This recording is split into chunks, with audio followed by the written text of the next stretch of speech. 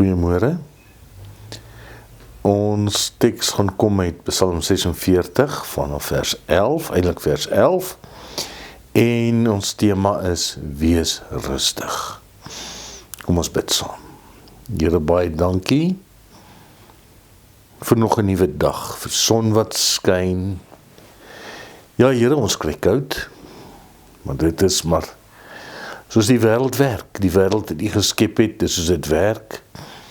Warm, koud. Maar baie dankie dat dit deur die algemeen goed gaan met ons.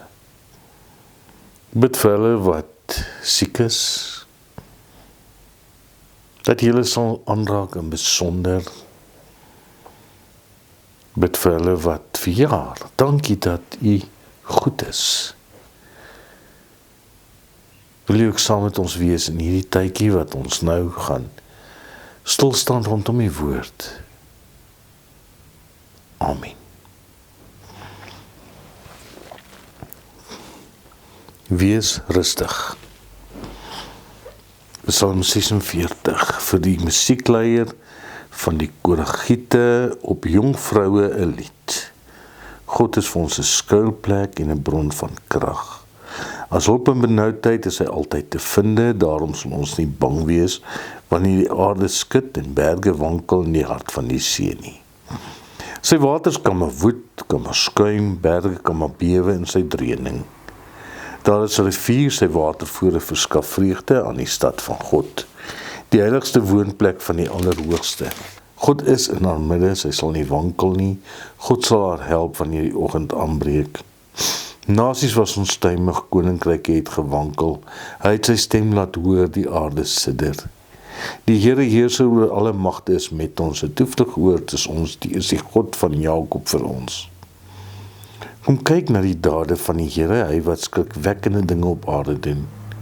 Wat oorlog laat ophou tot aan die einde van die aarde. Bo breek hy stukkend, en hy verpletter spiese. Waans verbrand hy in die vuur. Bedaar en erken dat ek God is. Ek is verhewe bo die nasies, ek is verhewe bo die aarde. Die Here heerser oor alle magte is met ons. 'n toevlugoord is die God van Jakob vir ons. Lees dit dan. Psalm 46 vers 11. Bedaar en erken dat ek God is. Hoog verhewe onder die nasies, hoog verhewe op die aarde. Ons leef in 'n wêreld van geraas. Dis altyd is daar lawaai om ons.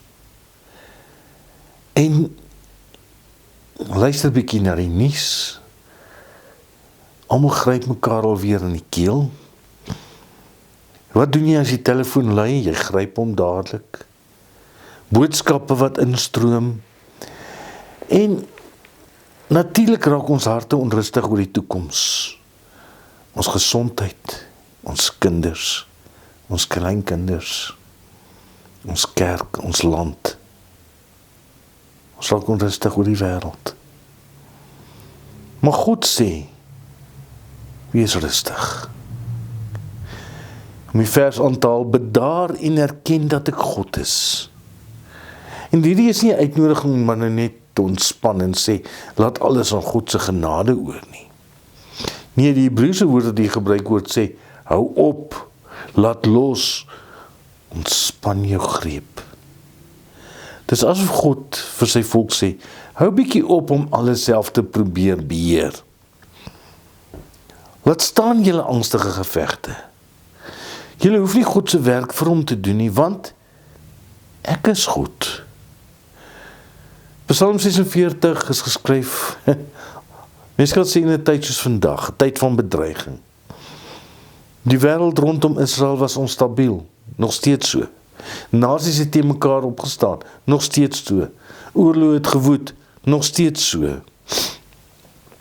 Tog begin hierdie psalm met hierdie bekende woorde wat sê, God is vir ons 'n toevlug en sterkte as hulp in benoudhede altyd te vind. Laat my dink aan Jou Niemand se liedjie. Ek sal nie bang wees nie. Selfs al skud die aarde en stort die berge in die see, ek sal nie bang wees nie. Hierdie Psalm sê nie dat die storms gaan ophou nie. Hy sê nie dat gaan storms wees nie. Hierdie Psalm ontken nie die werklikheid van swaar kry nie. Inteendeel, hierdie Psalm sê, die wêreld rondom ons is eintlik maar chaoties. Maar in die middel van hierdie storm staan God. En die Here word nie paniekerig nie. Die Here raak nie oorweldig nie. Hy bly koning. Daarom is die opdrag om te bedaar nie 'n oproep om nou passief terug te sit nie. Dis 'n oproep om die Here te vertrou. En baie keer dink ek, alles hang van my af. En dan dra ons laste wat ons nooit bedoel was ons moet dra nie. Ons probeer die toekoms beheer, ons probeer mense verander, ons probeer probleme oplos wat buite ons vermoë lê. En hoe harder ons probeer, hoe meer raak ons uitgeput. Daarom sê die Here vir jou vanoggend, bedaar. Nie omdat die probleme onbelangrik is nie, maar hy's groter as jou probleme. Dink aan die disippels by die see van Galilea. Die storm woed en hulle is bang,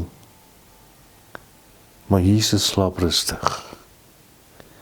En dan in hulle paniek maak hulle hom wakker en sê, Here, red ons, ons vergaan. En hy staan op, bestraf die storm. Die wind en die see word stil. Daar staan, daar kom 'n groot stilte. Die grootste wonderwerk was nie dat die storm bedaar het nie, maar dat Jesus daar was. Solank as wat Jesus in die boot was, was hulle nie alleen nie. En so is dit ook met jou en met my. Die Here beloof nie 'n lewe sonder storms nie, ek het dit net nou gesê.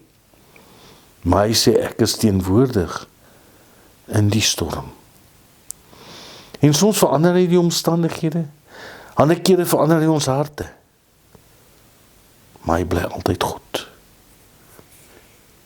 Ons teksvers sê, bedaar en erken dat ek God is. En erken beteken meer bloot om te sê, maar God bestaan. Het beteken om hom te ken, om hom te vertrou en om die eer te gee wat hom toekom. Beteken om te aanvaar, hy is God en nie ek nie. En dit vra nederigheid, want ek wil so graag op my eie troon sit. Ek wil so graag alles verstaan. Ek wil so graag antwoorde hê op alle vrae. Maar er kom tye wanneer ons net moet sê, Here, ek verstaan nie alles nie, maar ek vertrou U. Ek vertrou U, want U is hoog verhewe onder die nasies. U is hoog verhewe op die aarde. Hy is die Here van die geskiedenis. Konings kom en gaan. Ja, regerings verander. Dink maar aan die arme klomp Engelse. Magte styg en val. Waar is die magtige Romeinse ryk? Waar is die Persiese ryk? God bly dieselfde. Ons leef in 'n tyd waar ons baie maklik moet verloor. Ons wonder, soos ek net begin het, ons wonder oor die toekoms van die kerk. Ons wonder oor die toekoms van die wêreld. Maar Psalm 46 sê vir ons, God regeer steeds. En sy koninkryk kan nie geskit word nie. En dan sien ons dat hierdie Psalm is vervul in Jesus Christus. Immanuel, God met ons. Aan die kruis het dit gelyk of chaos oorhand gekry het. Maar juis in die chaos het God sy grootste oorwinning behaal. Die dood is oorwin. Die sonde is versoen. En deur sy opstanding het Jesus bewys, hy is die koning oor hemel en aarde. Daarom maak nie saak hoe onseker die tye is nie. Raak rustig. Raak rustig nie omdat jy sterk is nie. Nie omdat ons al die antwoorde het nie. Nie omdat die wêreld veilig is nie.